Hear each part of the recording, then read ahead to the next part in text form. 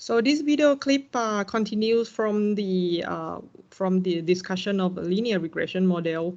I think we in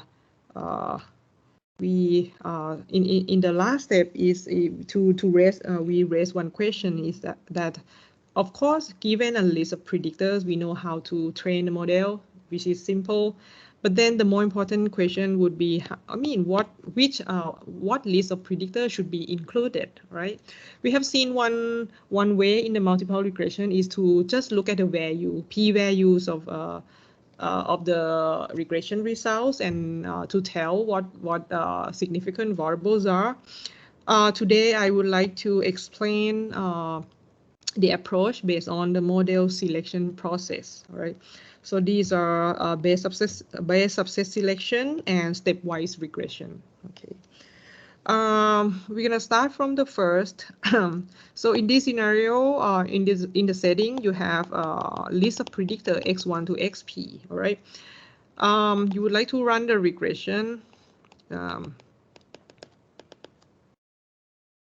Of course, right now this is the full model equation I write here. Like you use all the p predictors. But now the process here I'm talking about is about how to select a subset of this. Okay, should it be only x1 and x2? Should it be x2 and x4? All right. So the way we do this is of course the base subset selection. We will look at all possible patterns of the subsets of predictors. So if I use in this scenario, if all the variables are x1 to x4, I use different colors for different variables. Okay. When I talk about the model, the step that we choose the predictors here is assume that the constant term is already there. All right. Okay. So these indicate the null model, which means one possibility is, okay, don't include any predictor at all. All right. Use only the constant term is already good enough. All right. So in the second pattern, second possibility is that your regression model contains only two predictors.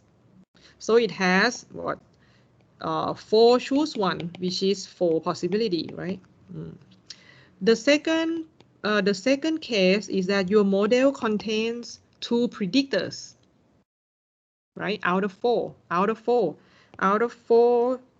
pick any 2 predictors. So the number of patterns here is Panat. 4 choose 2 ครับ 4 choose 2, which is 6, right? So of course the third one would be the model that contains 3 predictors is 4 choose 3, and the last one contain all the predictors, all the p, so it's only one possibility. All right, so the best subset selection start from here, start from looking at different degree, different numbers of predictor to be included in the model, and given the number of predictor, look at all the possibilities here. Okay, so given that you have p, right, and define that, okay, your model include your model contains k predictors, there's going to be p choose k patterns or p choose k possible submodels. All right, and if you count, you know, how many possible models, submodels, it will be the summation of p choose k, right? And you sum it all up starting from k to p. Okay, so you count all of this, and it turns out that this summation is 2 to the p. Okay, what do we do with this subset? Okay, what we're gonna do is suppose I'm at k here. Suppose this is the model that I include k predictors. All right. Okay. Then I'm gonna train the model. Use the model estimate. I get the parameter. So of course I'm gonna get theta 1, theta 2, theta 3, theta 4. So what I mean here, what I use index here, because these four are different models, right? So for the model that has K predictors, how many model here? P choose what? P choose K, right? Okay. So what I'm going to do is that after I train the model, I'm going to evaluate the model accuracy. It can be many things. It can be MSE. It can be log likelihood, all of that, all right? Okay, now let me recall to the model selection score again. Can someone give me the formula BIC? Napat. Napat. Minus log likelihood. Plus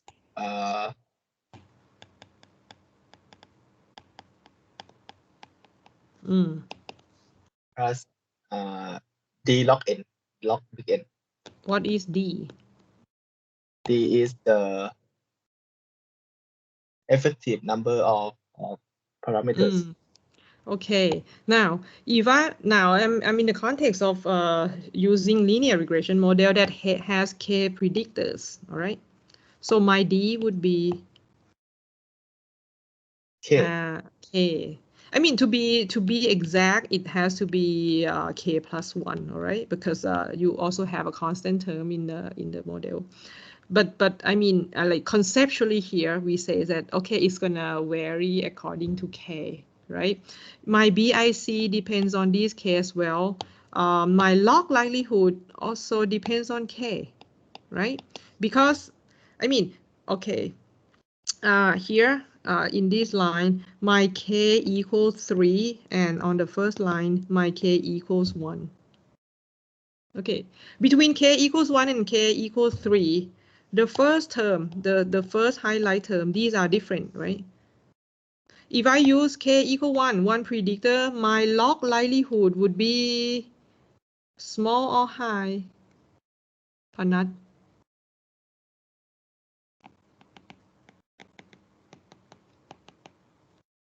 Maybe we use the term MSE. Okay. So I use the term that you can be like more related. So these terms, remember that it refers to the gooseness of fit of the model. So I'm going to replace it with a degree that is a function of MSE. Okay, to be accurate, it's going to be log of something. So so it depends on K. It depends on here the number of K is actually referred to the model complexity. Again, this is not exactly the like the MSE itself is going to be something related to the log of MSE. Okay. Okay. When K equals 1 and K equals 3, of course, when I highlight the first term that refer to the model quality, K equals 1, the first term would be higher or lower? Lower. Compared to K equals 3, Panat. Like this term, this error term, the lower means the error is lower. When your model has a lower error, your model is better in terms of like explaining the data better. Okay. When K equals 1, K equals 1, Panat. This higher ครับ is higher, right? Okay, when K is more, this model quality is lower. But again, if I take a look at the green term that represent the complexity, okay, Panat again. The green one when K equals 1 is lower or higher? Lower. Okay, all right. So this is again, this is the general concept of model selection score. But I'm in the suppose I'm in the process of considering all the candidate models with the same number of predictors. Okay, when K is fixed, when K is given. Of course, these submodels, I call it 1, 2, 3, 4. And how many models do we have? P choose K, right? All of these models, if you look at the score of BIC, the score of BIC has two portions again, the yellow portion and the green portion. Can you explain how these submodels are different in terms of two parts of the BIC score? First of all, what about the yellow part? The yellow part, if you look at all these submodels, do they have the same MSE strung? No, why?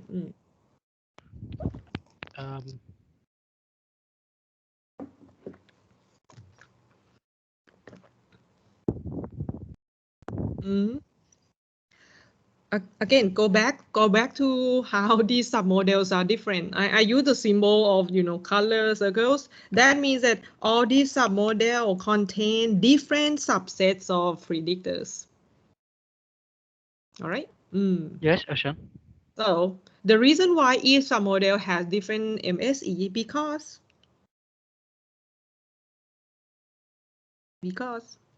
Your data is different, Ocean. Oh, it's not about your data. It's about the variable. It's about the variable. For example, if I say your GPA, I say my X1 is your total GPA is your X1 is about your age. All right. Your X2 is a variable that say is the gender, and your X3 is what is about your salary. All right. Your X4 is what it depends on all right, what should I think of if your X3 is your physicality, is like is the degree to which how strong you are physically, right?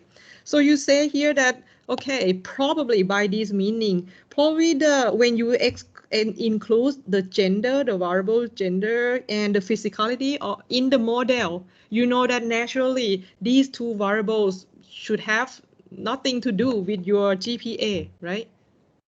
So the submodel that includes X2 and X4 probably will have more MSE in comparison to I should include some other variable that should be more relevant to explain your GPA.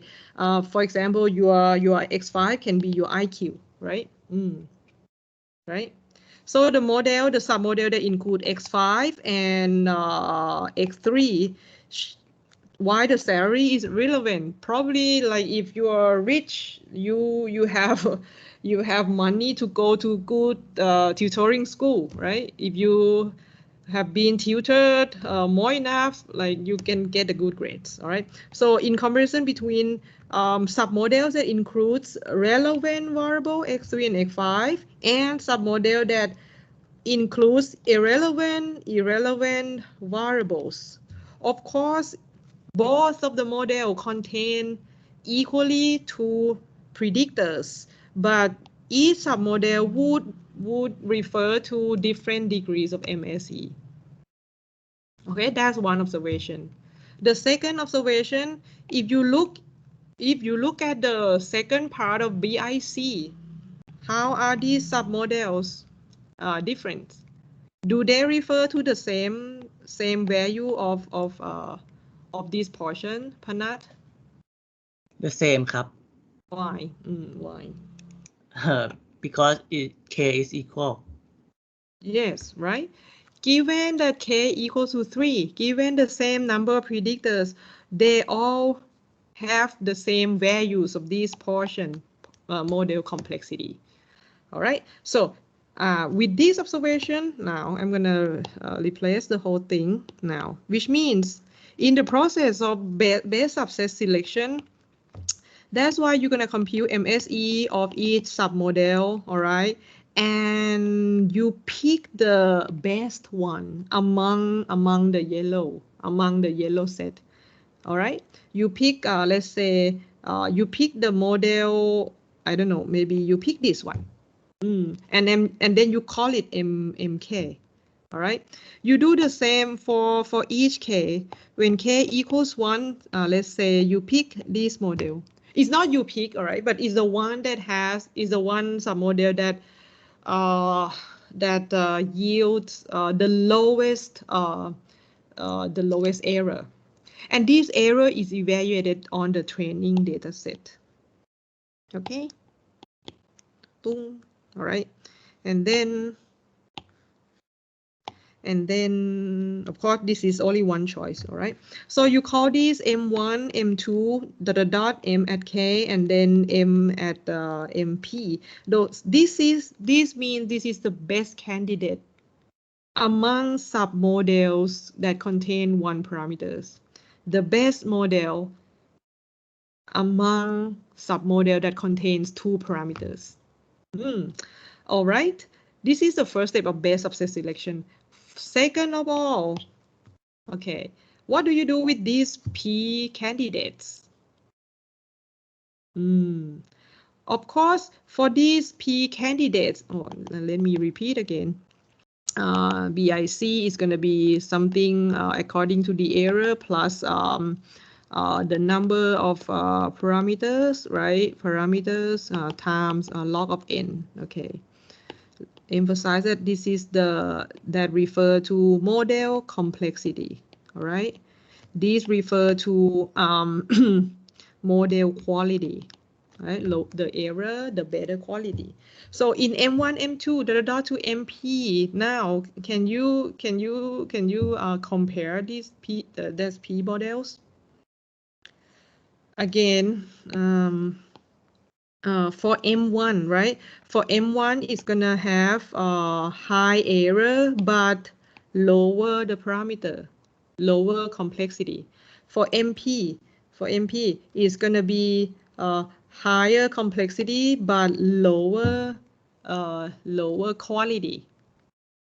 Oh, sorry, better quality, which means lower error. Which means in order to benchmark these P models, it's only fair to use criterion that take into account 2 aspects of models: qualities versus complexity.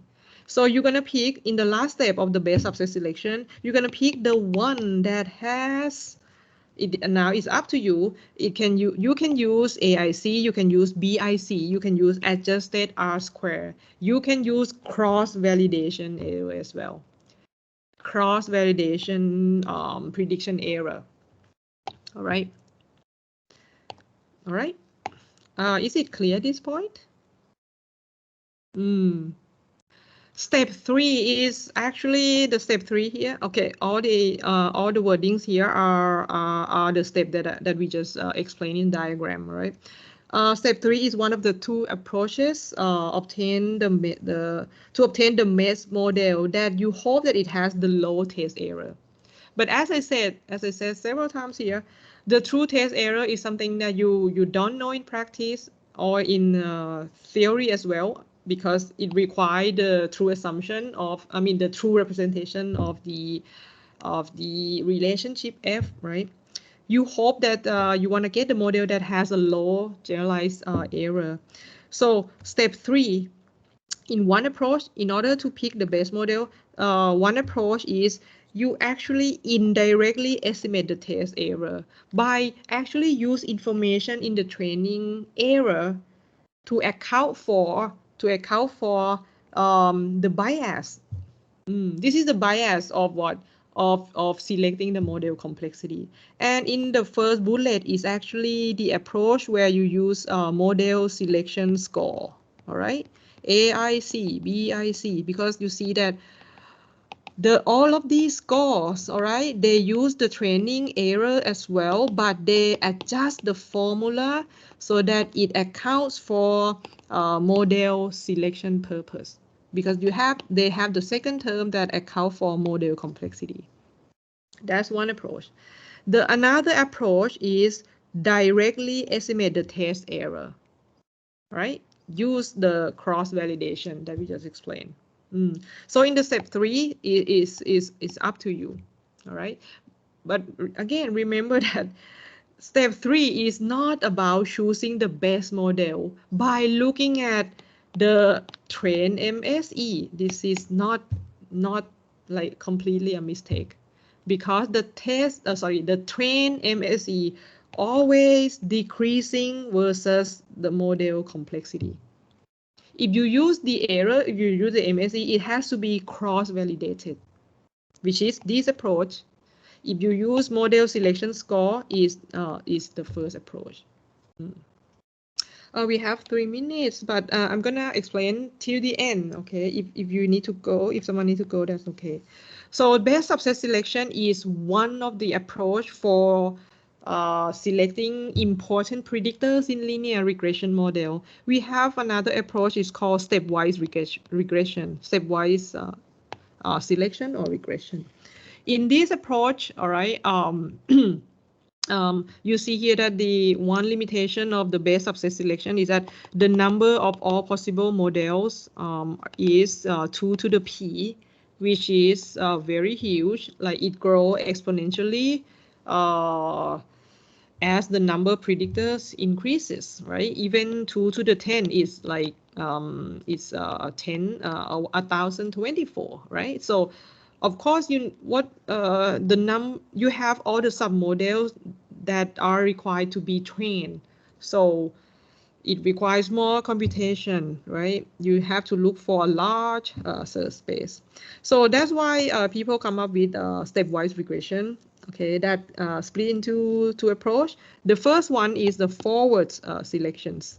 The forward selection is the following. You start with the null model that includes none of the predictors in the model. Now, in the second step, in the stepwise regression, you will add a predictor at a time, at a single time, single step, single iteration. You add only one more. All right, which means you start from now. If you want to include one predictor at a time, which one are you going to pick? All right, so you have like 6 candidates.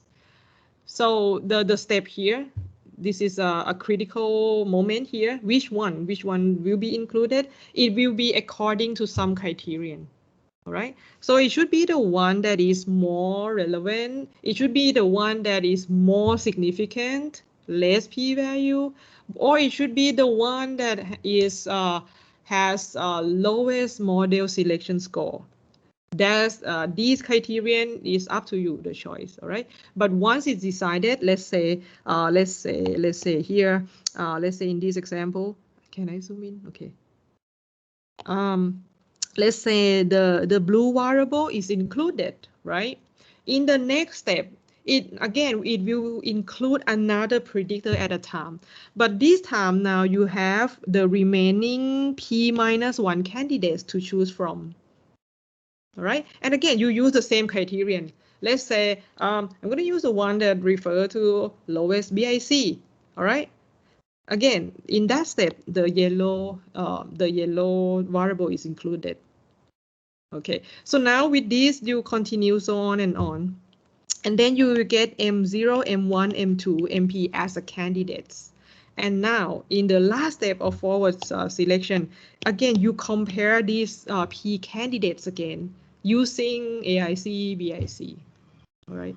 You see that the inner step here, where you include the predictor at the time, it will end up with M1 and M2 and MP. That is different from the best subset selection.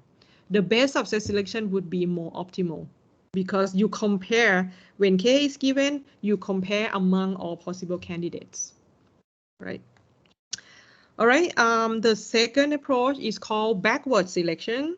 On the other hand, backward start from full model, starting from, I should use